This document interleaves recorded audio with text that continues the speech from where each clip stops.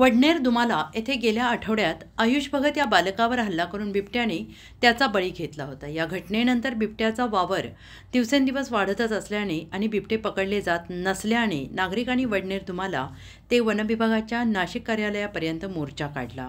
वडनेर दुमाला बरोबरच देवळाली कॅम्प, देवळाली गाव, जय भवानी रोड आदी नागरी भागात गेल्या काही दिवसांपासून दिवसाढवळ्या बिबट्यांचा वावर होत आहे। त्यामुळे शेतकरी, नोकरदार, विद्यार्थी यांच्यासोबतच नागरिकांमध्ये सुद्धा भीतीचं वातावरण आहे।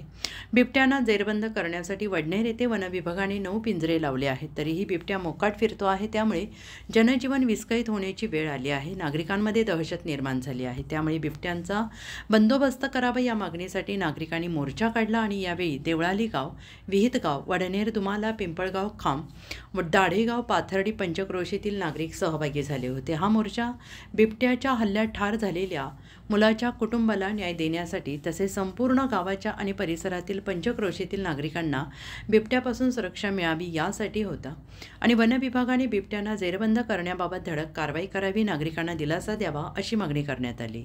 मोर्चामध्ये शिवसेनेचे दत्ता गायकवाड, माजी आमदार वसंत गीते, मसूद जिलानी, माजी नगरसेवक केशव पोरजे आदींसह मान्यवर सहभागी झाले होते। शिष्टमंडळाने वन अधिकाऱ्यांना बिबट्या जेरबंद करण्याबाबत निवेदन दिलं आहे।